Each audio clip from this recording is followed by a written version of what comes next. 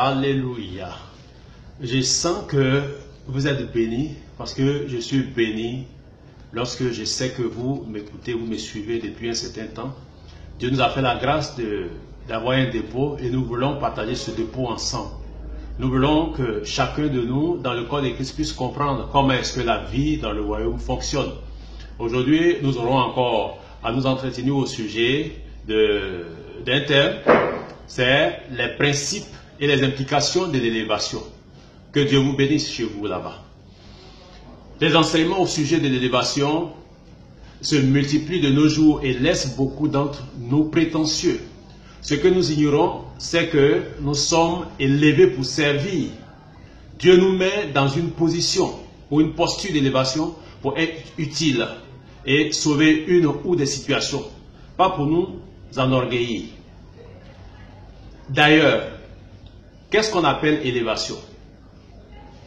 Que fais-tu de ton élévation si réellement tu es élevé? Nous allons aborder un certain nombre de points au nombre de 6 ou 7. Ce que nous devons savoir en ce qui concerne l'élévation. Premièrement, l'élévation vient de Dieu. C'est Dieu qui élève. Car il est écrit dans le psaume 75, à partir du verset 7 au verset 8, car ce n'est ni de l'Orient, ni de l'Occident, ni du désert que vient l'élévation. Mais Dieu est celui qui juge. Il abaisse l'un et élève l'autre. Amen. En réalité et en vérité, ton élévation ne peut venir de Bruxelles, ni de Washington, ni de Paris, ni de Tokyo, ni de Berlin, de Londres, ni d'un être humain, qu'il fût puissant ou nanti. C'est Dieu qui peut t'élever à une condition, bien sûr. C'est Dieu qui élève.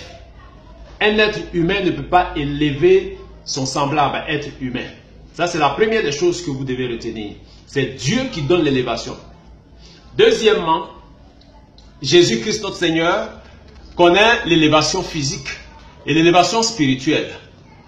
De quoi s'agit-il? La Bible nous dit en Hébreux le chapitre 5, le verset 9, et qui, après avoir été élevé à la perfection, est devenu pour tous ceux qui lui obéissent l'auteur d'un salut éternel. Amen. Jésus-Christ, notre Seigneur, a été élevé à la perfection. Il est arrivé à un stade où il est incomparable. C'est cela, ce que traduit le mot perfection. Il est parfait. Il n'y a pas de défaut. Il n'y a rien à reprocher à Jésus. La Bible dit qu'il a vécu comme nous en toutes choses sans commettre de péché. Et c'est ce qui lui donne cette perfection dans l'élévation. Ensuite, le chapitre 7, le verset 26 du même livre d'Hébreux, il a dit ceci.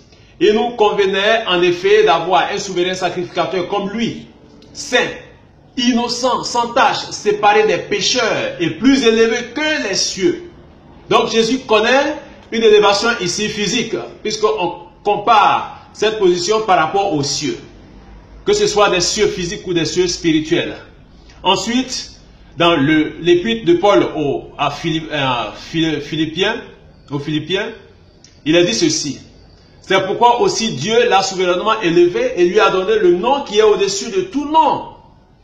Dieu a élevé de façon souveraine, sans consultation aucune d'une créature.